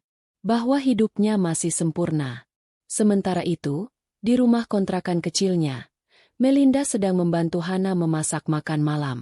Ponsel Hana yang tergeletak di meja bergetar, menampilkan sebuah pesan masuk. Hana membukanya. Lalu tersenyum lebar. Dari Raditya, katanya pada Melinda. Dia bilang, fase 1 selesai. Umpan sudah dimakan. Ikan besar mulai panik. Melinda menghentikan gerakan tangannya yang sedang mengaduk sayuran. Ia menatap Hana. Dan sebuah senyum perlahan merekah di wajahnya. Itu adalah senyum pertamanya yang tulus dalam beberapa minggu. Badai senyap itu telah tiba di Istana Damar. Dan sang raja bahkan tidak tahu dari mana datangnya angin. Beberapa hari setelah serangan senyap terhadap rekening Damar, Melinda duduk di ruang tamu Hana yang sempit. Di hadapannya, tergeletak daftar nama dan nomor telepon, hasil riset yang dilakukan oleh salah satu asisten junior Raditya. Daftar itu berisi nama-nama kolega bisnis lama almarhumah ibunya, orang-orang dari masa lalu yang bahkan tidak Melinda kenal. Ini adalah fase kedua dari rencana Raditya. Mengumpulkan kesaksian hidup yang bisa memperkuat narasi di dalam buku harian. Kamu siap? Tanya Hana, meletakkan segelas air putih di samping Melinda. Melinda menatap daftar itu. Jantungnya berdebar sedikit lebih kencang. Entahlah, aku bahkan tidak tahu harus berkata apa pada mereka. Bagaimana jika mereka tidak mau bicara? Atau lebih buruk, bagaimana jika mereka memihak Damar? Mereka adalah teman ibumu, Mel, bukan teman Damar, hibur Hana. Damar masuk ke lingkaran itu sebagai menantu ibumu. Mereka mengenalnya melalui beliau. Coba saja. Mulai dari nama yang paling atas. Nama paling atas adalah Santoso Adiwijaya. Di bawah namanya, ada keterangan. Pemilik toko kain Maju Jaya, kolega terdekat almarhumah. Melinda menarik napas panjang, lalu menekan nomor itu di ponselnya. Nada sambung berbunyi 3 kali sebelum sebuah suara berat dan serak menjawab. Halo, Santoso di sini. Selamat siang, Pak Santoso. Melinda memulai, suaranya sedikit canggung. Maaf mengganggu. Nama saya Melinda. Saya putri dari almarhumah Ibu Anjani. Keheningan sejenak di seberang telepon. Melinda khawatir pria itu akan menutup teleponnya. Tapi kemudian, suara itu kembali. Nadanya berubah menjadi lebih hangat dan terkejut. Melinda? Putrinya Anjani? Astaga! Endu! Sudah besar kamu. Ya, terakhir saya lihat kamu masih pakai seragam SMA. Bagaimana kabarmu? Ada apa tiba-tiba telepon Bapak? Keramahan yang tak terduga itu sedikit melonggarkan ketegangan di bahu Melinda. Kabar saya baik, Pak. Maaf sekali lagi. Saya tahu ini tiba-tiba. Tapi ada sesuatu yang sangat penting yang ingin saya tanyakan. Ini menyangkut peninggalan ibu saya. Tentu. Tanya saja. Apapun untuk putrinya Anjani. Jawab Pak Santoso tanpa ragu. Melinda pun mulai bercerita. Dengan hati-hati pada awalnya. Ia tidak langsung menuduh Damar. Ia hanya bertanya apakah Pak Santoso ingat saat ibunya membantu menantunya memulai bisnis. Tawa kecil yang getir terdengar dari seberang. Ingat sekali, Endu. Ibumu itu hatinya terlalu baik. Waktu itu kami semua, teman-teman bisnisnya, sudah menasihati. Jangan mudah percaya. Apalagi sama anak muda yang ambisius seperti Damar itu. Tapi ibumu bilang, dia suami Melinda. Masa aku tidak bantu? Ini juga untuk masa depan cucuku nanti. Ya sudah, kami bisa apa? Jantung Melinda terasa diremas. Jadi semua orang tahu, kecuali dirinya. Pak Santoso, apakah Bapak tahu seberapa besar ibu saya membantunya? Tanya Melinda, suaranya bergetar. Wah, kalau nominal pastinya saya tidak tahu. Itu kan urusan pribadi ibumu. Tapi yang saya tahu, bantuannya tidak kecil. Sangat tidak kecil. Damar itu datang tanpa modal apa-apa. Endu. Yang dia punya hanya proposal bisnis yang muluk-muluk. Ibumulah yang memodali semuanya di awal. Membeli ruko pertama. Mengisi stok barang. Ibumu bahkan menjaminkan salah satu asetnya untuk pinjaman bank pertama Damar. Kami semua tahu itu. Kami kira kamu juga tahu. Setiap kata dari Pak Santoso adalah paku yang menancap di peti mati kebohongan Damar. Saya tidak tahu, Pak. Damar bilang semua adalah hasil kerja kerasnya sendiri. Pak Santoso menghela napas panjang. Anjani itu terlalu polos. Setelah usahanya jalan, Damar itu perlahan menjauhkan ibumu dari lingkaran bisnis. Alasannya klasik, biar ibu tidak usah pusing, biar Damar yang urus semuanya. Padahal dia hanya tidak mau ada yang tahu asal-usul modalnya. Ibumu sering mengeluh sama saya, merasa seperti orang asing di perusahaan yang dia bantu bangun. Tapi dia tidak mau membuatmu khawatir. Air mata Melinda mulai menggenang. Pak, jika suatu saat nanti saya membutuhkan kesaksian Bapak mengenai hal ini di pengadilan, apakah Bapak bersedia? Tanpa kamu minta pun, saya bersedia. Jawab Pak Santoso dengan mantap.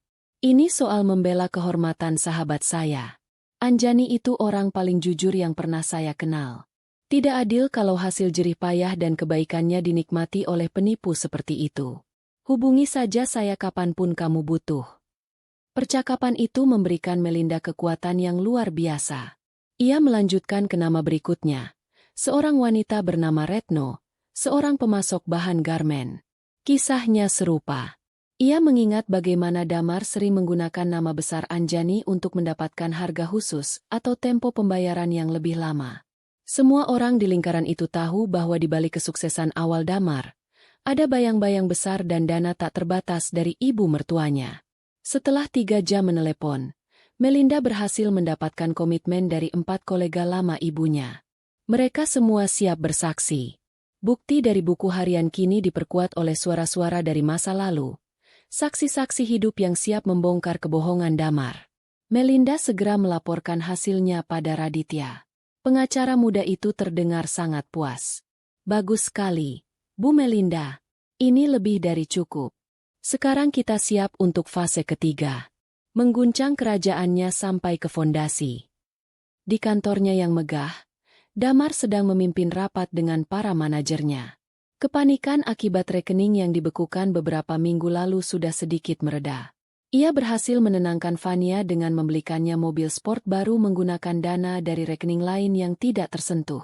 Pengacaranya sudah kembali ke Indonesia dan sedang mencoba mengurus masalah pembekuan itu, meskipun prosesnya berjalan sangat lambat. Damar mulai percaya bahwa ini hanyalah ulah pesaing bisnisnya yang iri, sebuah taktik kotor untuk menghambat laju perusahaannya. Ia merasa sudah bisa mengendalikan situasi. Rapatnya terganggu saat sekretarisnya masuk dengan wajah sedikit tegang. "Maaf, Pak Damar. Ada kurir yang mengantar surat. Katanya harus diterima langsung oleh Bapak." Damar mengernyit. "Suruh saja dia tunggu." "Dia tidak mau, Pak. Katanya ini surat hukum yang bersifat pribadi dan mendesak." Suasana di ruang rapat menjadi canggung. Para manajer saling berpandangan. Dengan kesal, Damar mengizinkan kurir itu masuk. Seorang pria berjaket kulit meletakkan sebuah amplop coklat tebal di atas meja rapat, meminta Damar menandatangani bukti terima, lalu pergi tanpa sepatah kata pun. Damar menatap amplop itu dengan curiga. Di sudut kiri atas, tertera logo sebuah firma hukum yang tidak ia kenal, Raditya Ngrekan. Didorong oleh rasa penasaran, ia merobek amplop itu di hadapan para manajernya. Ia mengeluarkan isinya. Beberapa lembar kertas tebal dengan kop surat resmi. Matanya menyapu baris pertama. Perihal somasi dan tuntutan pengembalian aset. Jantungnya mulai berdebar lebih kencang. Ia membaca lebih lanjut. Surat itu, dengan bahasa hukum yang dingin dan tajam, merinci tuntutan yang dilayangkan kepadanya. Tuntutan atas dugaan penggelapan dana investasi, pemalsuan surat kuasa, dan penipuan terhadap almarhumah Anjani. Nilai total aset yang dituntut nominalnya begitu besar hingga membuat Damar merasa mual. Tapi bukan itu yang membuatnya paling syok.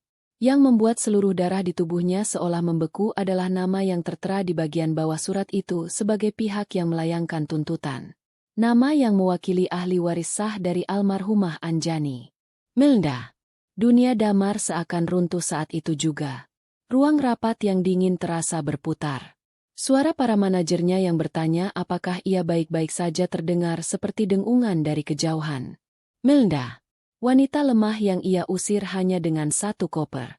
Wanita yang ia anggap sudah hancur dan tidak berdaya. Wanita yang selama ini ia remehkan. Bagaimana mungkin? Dari mana ia mendapatkan semua ini? Firma hukum sekelas ini? Tuntutan yang begitu detail dan spesifik? Amarah yang luar biasa besar, yang lahir dari keterkejutan dan rasa takut, meledak di dalam dirinya. Ini penghinaan. Ini deklarasi perang dari semut yang seharusnya sudah ia injak sampai mati. Rapat selesai, teriaknya, membuat semua orang di ruangan itu terlonjak kaget. Para manajernya bergegas keluar, tidak berani menatap wajah bos mereka yang merah padam. Begitu sendirian, Damar menyapu semua yang ada di atas meja rapatnya dengan lengannya. Gelas, laptop, tumpukan berkas, semuanya berjatuhan ke lantai dengan suara gaduh. Ia mencengkeram surat somasi itu, meremasnya hingga lecek di tangannya. Ia tidak percaya ini. Melinda tidak mungkin bisa melakukan ini sendirian. Pasti ada yang membantunya. Tapi siapa? Dan dari mana ia mendapatkan uang untuk menyewa pengacara? Ia mencoba menghubungi Melinda, tapi nomornya sudah tidak aktif. Kemarahan karena tidak bisa melampiaskan emosinya membuatnya semakin frustrasi. Ia membanting kursinya ke dinding. Kerajaan yang ia bangun dengan susah payah di atas kebohongan kini berguncang hebat. Dan gempa itu berasal dari sumber yang paling tidak pernah ia duga. Ia telah meremehkan musuhnya. Dan kini, musuh itu datang untuk menuntut balas dengan kekuatan penuh. Suasana di ruang sidang kali ini terasa sangat berbeda. 6 bulan telah berlalu sejak Melinda menerima surat putusan cerai di tempat yang sama. Dulu, ia duduk di kursi tergugat, merasa kecil, sendirian, dan kalah. Hari ini, ia duduk di kursi penggugat. Di sebelahnya ada Raditya, yang tampak tenang dan fokus, dan di belakangnya, Hana memberinya tatapan dukungan yang tak henti-hentinya. Ia mengenakan blus sederhana namun rapi, rambutnya ditata apik. Tak ada lagi jejak wanita putus asa yang diusir dari rumahnya. Yang ada hanyalah seorang wanita yang siap bertempur. Di seberang ruangan, Damar duduk diapit oleh tim pengacaranya yang mahal. Wajahnya tampak tegang dan lebih tirus dari biasanya. Beberapa bulan terakhir adalah neraka baginya. Somasi dari Raditya, diikuti oleh gugatan resmi, telah membuat bisnisnya goyah. Beberapa investor mulai menarik diri, dan reputasinya di kalangan kolega tercoreng. Fania, yang duduk di barisan belakang, tidak lagi memancarkan aura kemenangan. Ia tampak gelisah, terus-menerus melirik ponselnya, seolah mencari jalan keluar dari situasi yang semakin memburuk ini. Sidang dimulai. Pengacara Damar, seorang pria tua berperut buncit dengan reputasi garang, memulai dengan argumen pembuka yang meremehkan. Ia melukiskan gugatan ini sebagai tindakan balas dendam seorang mantan istri yang sakit hati, yang mencoba mengarang cerita untuk mendapatkan harta gonogini yang tidak menjadi haknya. Ia menyebut buku harian Anjani sebagai coretan sentimental seorang wanita tua yang tidak bisa dijadikan bukti hukum. Kemudian, tiba giliran Raditya. Ia bangkit, berjalan ke tengah ruangan dengan langkah mantap. Ia tidak meninggikan suaranya. Ia berbicara dengan nada yang tenang, jelas, dan mematikan. Yang Mulia Hakim, Raditya memulai. Kasus ini bukan tentang balas dendam. Ini tentang kebenaran. Ini bukan tentang harta gonogini. Ini tentang penggelapan aset warisan yang dilakukan secara sistematis. Dan kami di sini, untuk membuktikan kebenaran itu, bukan dengan coretan sentimental, tapi dengan fakta dan bukti yang tak terbantahkan. Pertarungan pun dimulai. Raditya seperti seorang dirigen orkestra yang memegang kendali penuh. Ia tidak langsung mengeluarkan senjata utamanya. Ia membangun kasusnya lapis demi lapis, dengan metodis dan presisi yang mengerikan. Saksi pertama yang ia panggil adalah Pak Santoso. Pria tua itu berjalan ke mimbar saksi dengan langkah yang sedikit tertatih, namun sorot matanya tajam. Raditya memandunya dengan pertanyaan-pertanyaan sederhana. Pak Santoso, sudah berapa lama Anda mengenal almarhumah Ibu Anjani? Hampir 30 tahun. Kami merintis usaha kain di pasar yang sama. Bagaimana Anda mengenal Tuan Damar? Dia dikenalkan oleh Anjani sebagai menantunya, tidak lama setelah dia menikah dengan Melinda. Menurut pengetahuan Anda, bagaimana kondisi finansial Tuan Damar saat pertama kali dikenalkan? Dia tidak punya apa-apa, jawab Pak Santoso lugas. Hanya anak muda biasa dengan banyak mimpi. Lalu bagaimana ia bisa membangun perusahaan sebesar PT Jaya Abadi? Pengacara Damar langsung berdiri. Keberatan, Yang Mulia. Pertanyaan ini bersifat spekulatif. Keberatan ditolak, kata hakim. Saksi diminta menjawab berdasarkan pengetahuannya. Pak Santoso menatap lurus ke arah Damar, yang mulai terlihat tidak nyaman di kursinya. Dia membangunnya dengan uang Anjani. Kami semua tahu itu. Anjani menjual sebagian aset warisannya untuk memodali bisnis menantunya itu. Itu adalah rahasia umum di antara kami, teman-teman dekatnya. Kesaksian dari Pak Santoso, diikuti oleh Bu Retno dan dua kolega lainnya, melukiskan gambaran yang konsisten. Gambaran tentang seorang ibu mertua yang baik hati dan seorang menantu yang ambisius dan manipulatif.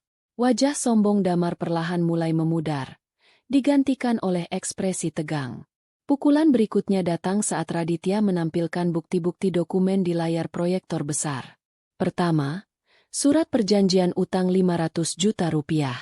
Tanda tangan Damar terpampang jelas. Tidak bisa disangkal.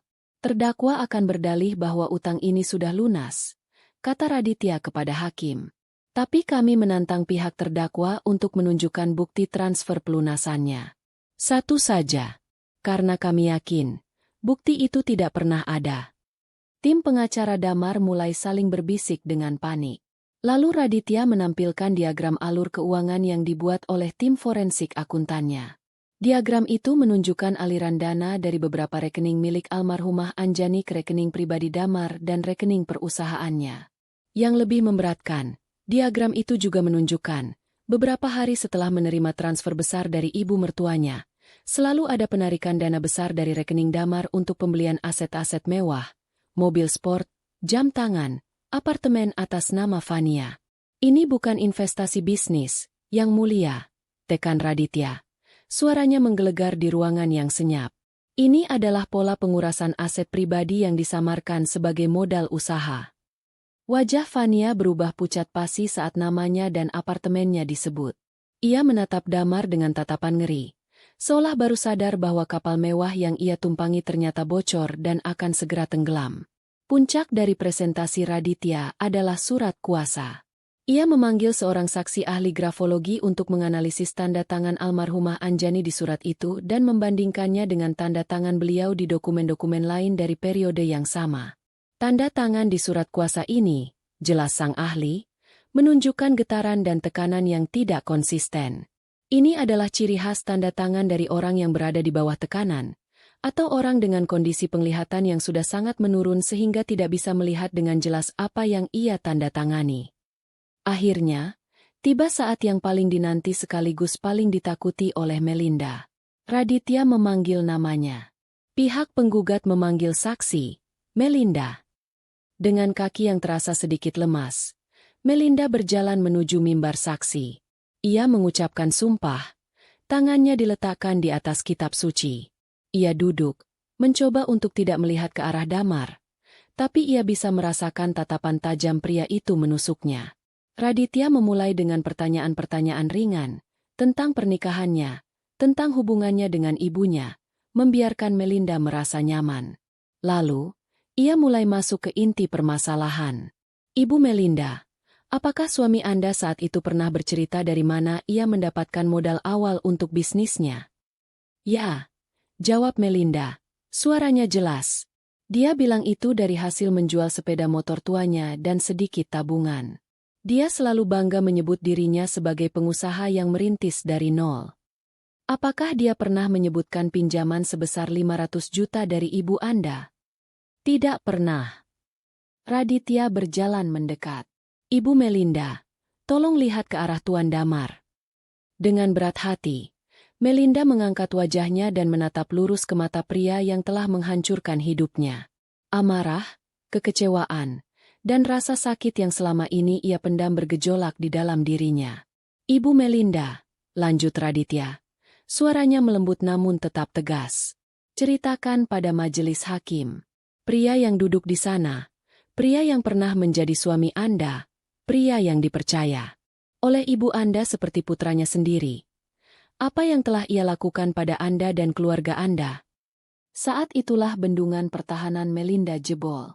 Tapi yang keluar bukanlah air mata keputusasaan, melainkan aliran kata-kata kebenaran yang deras dan kuat. Dia mengambil semuanya. Melinda memulai. Suaranya bergetar namun penuh keyakinan. Dia mengambil kepercayaan ibu saya, lalu uangnya. Dia menggunakan cinta saya dan anak saya sebagai tameng untuk menipu ibu saya. Dia membuat saya percaya bahwa saya tidak berharga, bahwa saya hanya beban. Sementara dia membangun kemewahannya di atas kebaikan hati ibu saya. Dia berbohong pada saya setiap hari selama 14 tahun. Dan ketika ibu saya sudah tiada dan tidak ada lagi yang bisa ia manfaatkan, dia membuang saya. Dia mengambil rumah saya. Dan yang paling kejam, dia mengambil anak saya. Ia tidak lagi melihat ke arah hakim atau Raditya. Matanya terkunci pada Damar. Kamu pikir aku lemah. Kamu pikir aku bodoh. Kamu salah. Kamu hanya meremehkan satu hal. Cinta seorang ibu. Cinta almarhumah ibuku yang meninggalkan semua bukti ini untukku. Dan cintaku pada putriku, Rara, yang memberiku kekuatan untuk duduk di sini hari ini dan melawanmu. Ruang sidang hening. Wajah sombong Damar telah lenyap tak berbekas. Yang tersisa hanyalah seorang pria yang pucat, yang seluruh kebohongannya telah ditelanjangi di depan umum. Ia tidak bisa berkutik, terpojok oleh kesaksian wanita yang pernah ia anggap sebagai properti tak berharganya. Meja hijau itu telah berbalik arah, dan badai kebenaran kini menghantamnya tanpa ampun.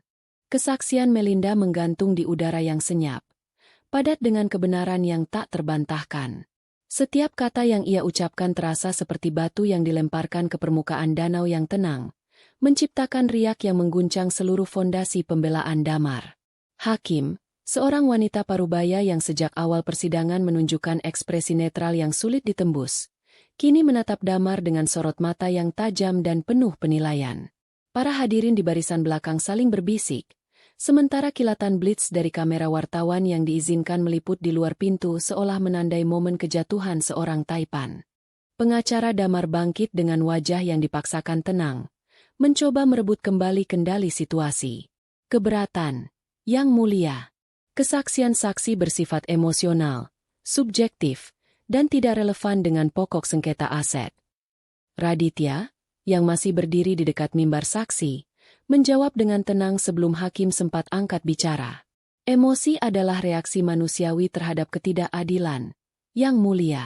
Dan penderitaan Ibu Melinda adalah relevansi tertinggi dalam kasus ini, karena penderitaan itulah yang menjadi konsekuensi langsung dari tindak penipuan dan penggelapan yang dilakukan oleh terdakwa. Keberatan ditolak, ujar hakim dengan tegas. Matanya masih tertuju pada Damar. Lanjutkan. Pengacara Damar tampak kelabakan.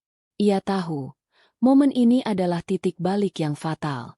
Ia mencoba melakukan pemeriksaan silang terhadap Melinda, melontarkan pertanyaan-pertanyaan menjebak yang dirancang untuk membuatnya tampak seperti wanita pendendam yang tidak stabil. Ibu Melinda, bukankah benar Anda merasa sakit hati karena Tuan Damar menceraikan Anda demi wanita lain?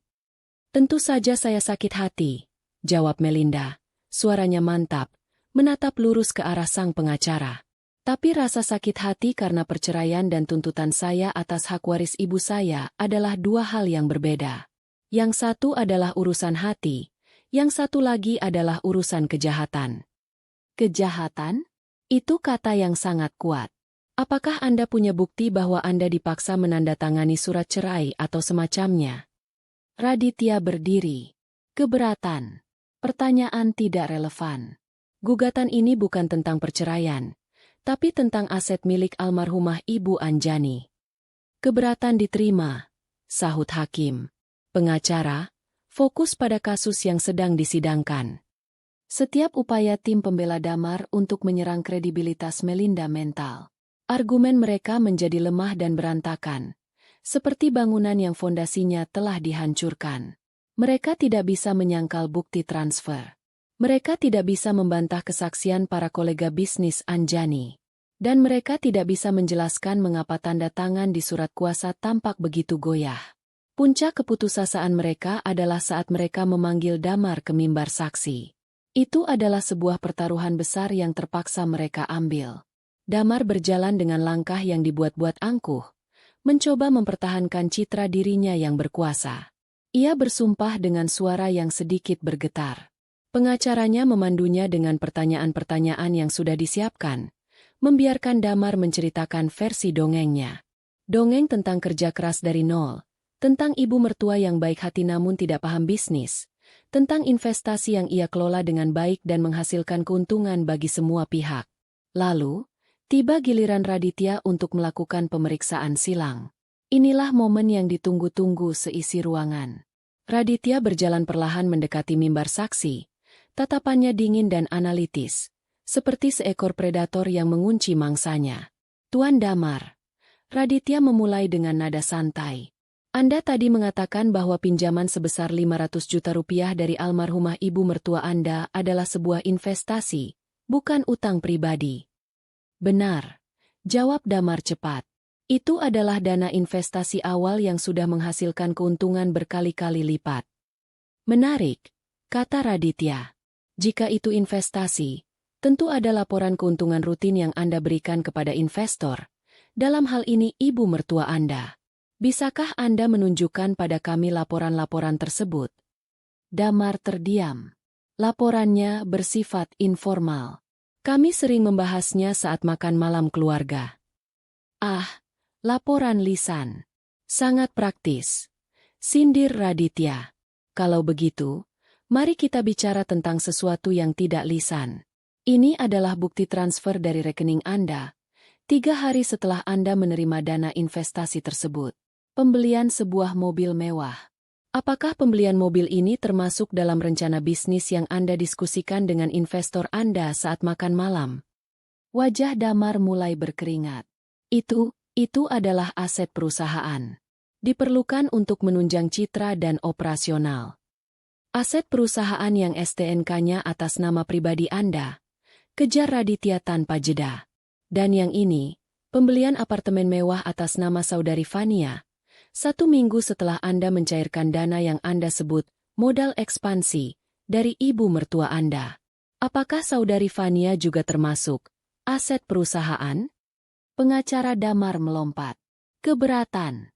Pertanyaan ini menyerang karakter. Yang mulia, balas Raditya dengan tenang. Saya hanya mencoba memahami strategi bisnis Tuan Damar yang tampaknya sangat unik, di mana dana investor dialihkan untuk membeli hadiah bagi kekasihnya. Ruangan sidang riuh dengan gumaman. Hakim mengetuk palu untuk menenangkan suasana. Damar menatap Raditya dengan kebencian murni, tapi ia terperangkap.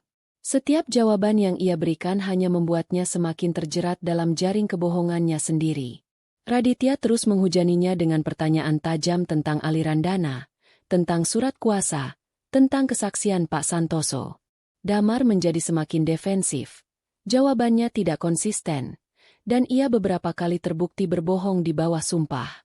Setelah Raditya selesai, Damar kembali ke kursinya dengan wajah pucat dan bahu yang merosot.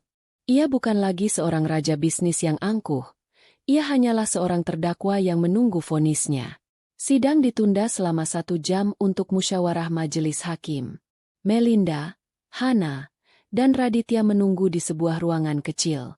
Jantung Melinda berdebar tak karuan. Meskipun semua bukti berada di pihaknya, trauma dari sidang perceraiannya masih menyisakan ketakutan akan ketidakadilan. Kamu sudah melakukan yang terbaik, Mel, kata Hana sambil menggenggam tangannya yang dingin. Semua bukti sudah berbicara, tambah Raditya. Sekarang kita serahkan pada hakim. 1 jam itu terasa seperti seumur hidup. Akhirnya, mereka dipanggil kembali ke ruang sidang. Damar dan Fania sudah duduk di tempat mereka. Keduanya tampak seperti patung lilin yang tegang. Hakim memasuki ruangan. Semua orang berdiri, lalu duduk kembali. Keheningan terasa begitu pekat. Bisa diiris dengan pisau. Hakim membuka berkas di hadapannya, membersihkan tenggorokannya, lalu mulai membacakan putusannya. Ia mengulas kembali jalannya persidangan, merangkum tuntutan penggugat dan pembelaan tergugat. Setiap kalimat yang ia ucapkan seolah memperlambat waktu. Setelah menimbang semua bukti yang diajukan, mendengarkan kesaksian dari kedua belah pihak, majelis hakim berkesimpulan bahwa pihak penggugat, Ibu Melinda, telah berhasil membuktikan semua dalil gugatannya. Napas. Melinda tertahan. Terbukti secara sah dan meyakinkan bahwa Tuan Damar telah melakukan perbuatan melawan hukum, yaitu penggelapan aset warisan milik almarhumah Ibu Anjani dan penyalahgunaan kepercayaan. Damar menundukkan kepalanya dalam-dalam, menatap kosong ke meja di hadapannya.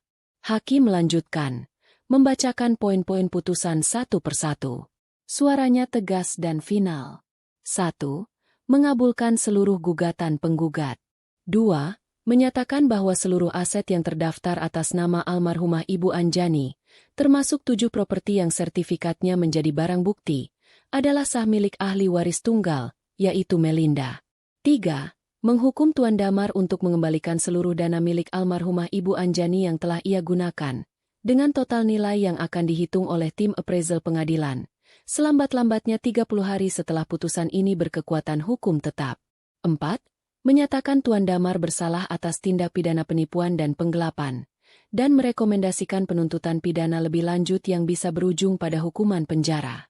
Dan kemudian, poin terakhir yang paling Melinda dambakan. 5.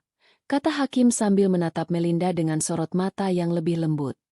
Mempertimbangkan fakta bahwa Tuan Damar telah terbukti melakukan kebohongan dan manipulasi yang merugikan banyak pihak, termasuk dalam proses perceraian sebelumnya, serta menunjukkan karakter yang tidak dapat dijadikan panutan bagi seorang anak, maka demi kepentingan terbaik anak, Majelis Hakim memutuskan untuk membatalkan putusan hak asuh anak sebelumnya dan menetapkan hak asuh penuh atas anak bernama Rara jatuh ke tangan ibu kandungnya, Melinda, terhitung sejak putusan ini dibacakan.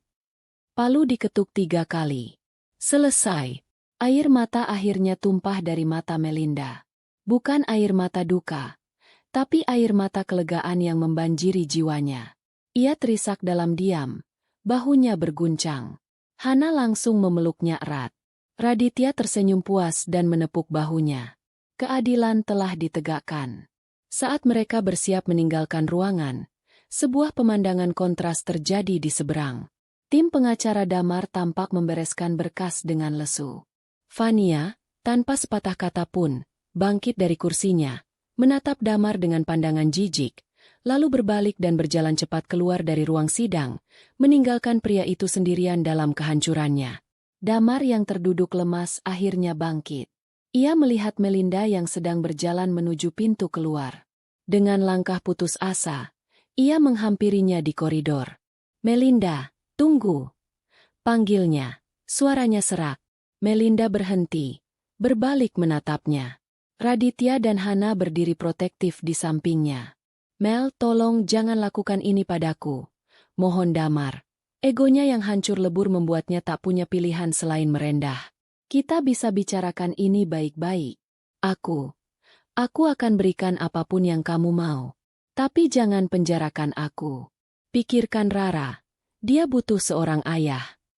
Melinda menatap wajah pria itu. Wajah yang dulu ia puja, lalu ia tangisi, dan kini ia pandang tanpa perasaan apapun selain rasa lega karena telah terbebas. Pria itu masih mencoba memanipulasinya, bahkan di detik-detik terakhir, menggunakan nama Rara sebagai senjatanya. Ia menatap Damar dengan dingin, tatapan yang mematikan semua harapan pria itu. "Semua sudah selesai, Damar," katanya. Suaranya tenang dan final. Ia tidak menunggu jawaban. Ia berbalik, menggandeng lengan Hana, dan berjalan menjauh. Meninggalkan Damar yang terpaku di tengah koridor pengadilan, seorang raja yang telah kehilangan mahkota, istana, dan segalanya, dikalahkan oleh wanita yang pernah ia anggap sebagai debu. Di ujung koridor, seorang staf dari tim Raditya sudah menunggu sambil menggendong Rara. Mata Rara berbinar melihat ibunya. Ia berlari dan melompat ke dalam pelukan Melinda. Dalam pelukan hangat putrinya, Melinda tahu, ia tidak hanya memenangkan sebuah kasus. Ia telah memenangkan kembali hidupnya. 1 tahun kemudian, langit sore di atas kota Semarang berwarna jingga keemasan, memandikan taman kota yang ramai dengan cahaya yang hangat. Aroma popcorn manis dan rumput yang baru dipotong menguar di udara. Di salah satu bangku di bawah pohon rindang, Melinda duduk sambil tertawa melihat putrinya. Rara, yang kini berusia 9 tahun, sedang berusaha menerbangkan layang-layang bergambar kupu-kupu. Di sebelahnya, Hana tersenyum sambil menyeruput es teh manisnya. Kehidupan Melinda telah berubah 180 derajat. Ia tidak lagi tinggal di rumah kontrakan sempit Hana.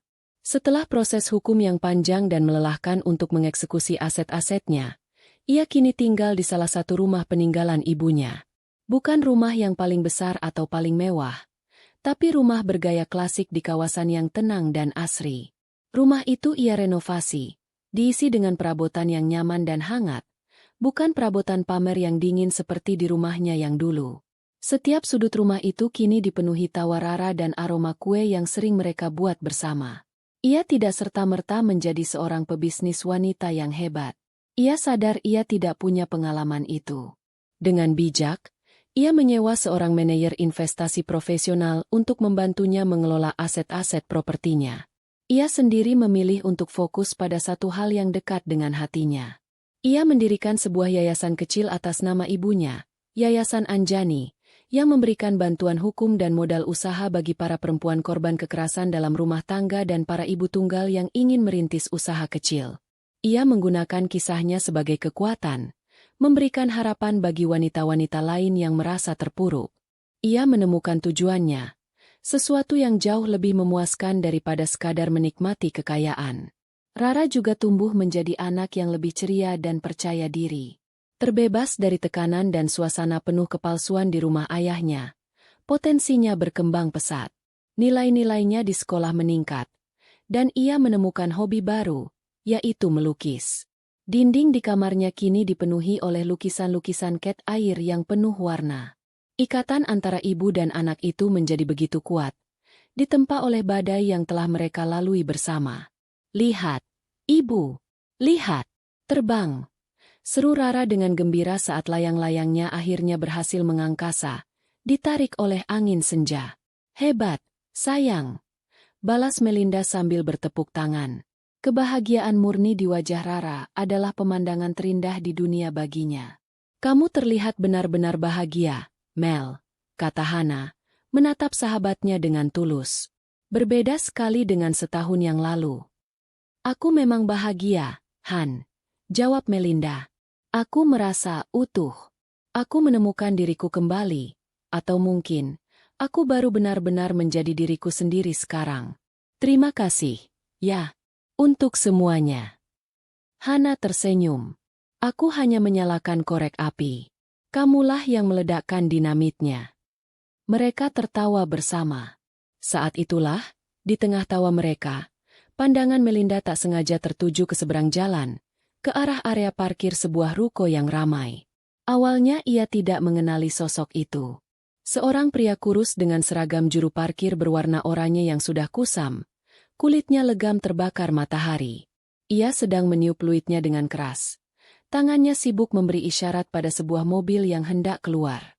Lalu, pria itu menoleh sejenak untuk menyeka keringat di dahinya. Dan Melinda mengenalinya. Damet. Waktu seolah melambat.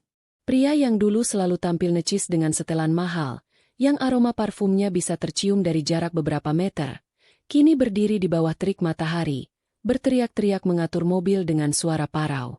Kerajaan bisnisnya hancur lebur setelah putusan pengadilan. Dihukum untuk membayar ganti rugi yang masif dan menghadapi tuntutan pidana, ia dinyatakan bangkrut. Semua asetnya disita. Ia kehilangan segalanya.